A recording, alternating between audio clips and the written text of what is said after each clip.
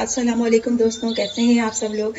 آج میں آپ کے لیے بنا رہی ہوں بہت ہی مزیدار اور ٹیسٹی کڑھی پکوڑا ڈھابا اسٹائل ریسیپی ہے اور بہت ہی آسانی سے یہ گھر پہ پریپیئرڈ ہو جاتی ہے۔ تو آئیے اسٹیپ بائی اسٹیپ پروسیس دیکھتے ہیں، مزیدار سا کڑھی پکوڑا بناتے ہیں۔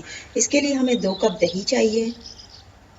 یہاں پہ میں گاڑھا دہی یوز کر رہی ہوں۔ اس کے ساتھ ہی 2 ٹی اسپون کے قریب جو اس میں سالٹ جائے گا، 1 ٹی اسپون ہلدی پاؤڈر، 1 ٹی اسپون لال مرچوں کا پاؤڈر اور 1 کپ کے قریب یہاں پر میں بیسن یوز کر رہی ہوں۔ اس کے بعد ان تمام انگریڈینٹس کو بہت اچھے سے ہم نے وسک کی مدد سے مکس کر دینا ہے کہ اس کے اندر کسی بھی قسم کا کوئی لمپ نہ رہے۔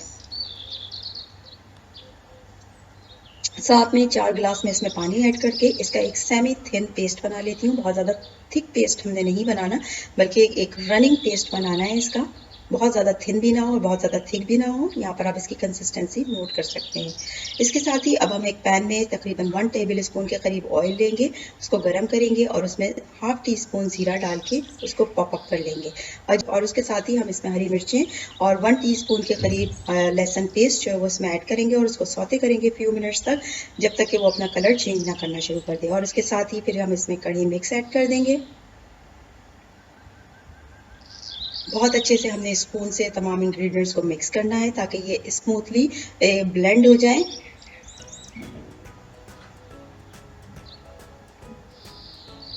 اور جیسے ہی کڑھی کے اندر ببلز آنا شروع ہو جائیں، ہم اس کو 30 to 40 منٹس کے لیے جو ہے وہ کور کر دیں گے لو میڈیم ہیٹ کے اوپر اور اس کو پکنے کے لیے چھوڑ دیں گے۔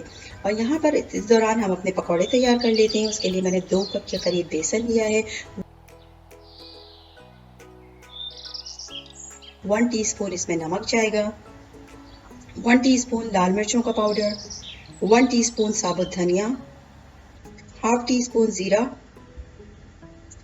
ہری مرچیں یہاں پہ میں نے چاپ کی بھی ڈالی ہے، سلائس کی بھی انین 1 کپ کے قریب ایڈ کری ہے، فریش ہرا دھنیا ہم اس کے اندر ایڈ کر رہے ہیں۔ اور اس کے ساتھ ہی یہاں پہ میں نے سلائس کیے ہوئے پوٹیٹوز ایڈ کریں گے۔ یہ آپشنل ہے، اگر آپ چاہیں تو ایڈ کریں، ادروائز آپ اس کو اسکپ کر سکتے ہیں، لیکن یہ ایک بہت اچھا ٹیسٹ ایڈ کرتے ہیں۔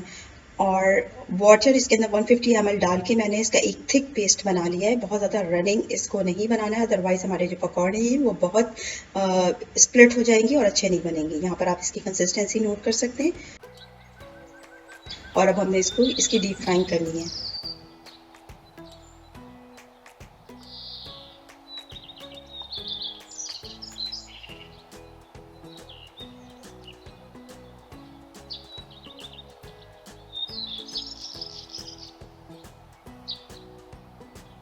یہاں پر آپ دیکھ سکتے ہیں کہ ہمارے پکوڑوں کا بہت اچھا گولڈن براؤن کلر جو ہے وہ ایگزیکیوٹ ہو گیا ہے۔ تو اب ہم اس کو نکال لیں گے اور یہاں پہ میں اس کو پانی کے اندر ایڈ نہیں کر رہی ہوں کیونکہ اس سے بہت زیادہ سوگی ہو جاتے ہیں اور وہ پھر کڑھی میں اچھا ٹیسٹ ایڈ نہیں کرتے ہیں۔ میں اس کو کڑھی میں ہی سافٹ کروں گی۔ 40 منٹس کے بعد آپ کڑھی کو نوٹ کر سکتے ہیں۔ اس کنسسٹنسی کے اوپر میں پکوڑے اس کے اندر ایڈ کروں گی۔ اگر میں نے اس کو زیادہ تھک کر دیا تو پکوڑے ڈالنے کے بعد بھی کڑھی جو ہے وہ ود ٹائم تھک ہوتی ہے، اس سے اگر بہت زیادہ تھک ہو جائے گی تو وہ پیسٹ بن جائے گی جس سے کڑھی کا بالکل بھی فلیور جو ہے وہ نہیں آئے گا۔ اب یہاں پر میں نے اس میں پکوڑے ایڈ کرے ہیں، ہیٹ کو ہم نے آف کر دینا ہے۔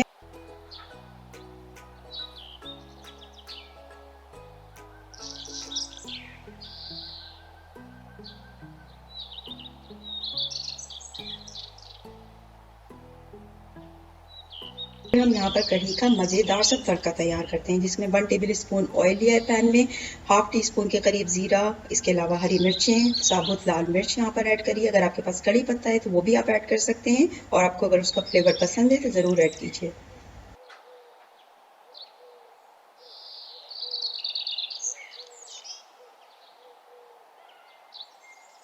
یہاں پہ میں کلر کے لیے اس کے اندر ریڈ چلی پاؤڈر یعنی لال مرچوں کا پیسٹ اور لال مرچوں کا پاؤڈر اور ہلدی پاؤڈر ایڈ کر رہی ہوں۔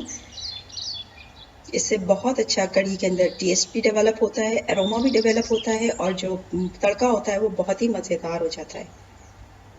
یہاں پر ہم نے اب تڑکا لگا دیا ہے کڑھی کے اندر۔ اس کو ہم تقریباً 5 to 6 منٹس تھوڑا سا کور کریں گے اور پھر اس کے بعد ہماری کڑھی جو ہے وہ بالکل تیار ہے سرو کرنے کے لیے۔ اس کو آپ اسٹیم رائس کے ساتھ، روٹی کے ساتھ، نان کے ساتھ، لنچ اور ڈنر دونوں پہ سرو کر سکتے ہیں۔ Thank you so much for watching. اگر آپ کو میری ریسیپی اچھی لگی تو ضرور میرے چینل کو سبسکرائب کیجیے، میری ویڈیو کو لائک کیجیے اور میں آپ کے لیے نیکسٹ ویڈیو پریپیئر کرتی ہوں۔ اللہ حافظ۔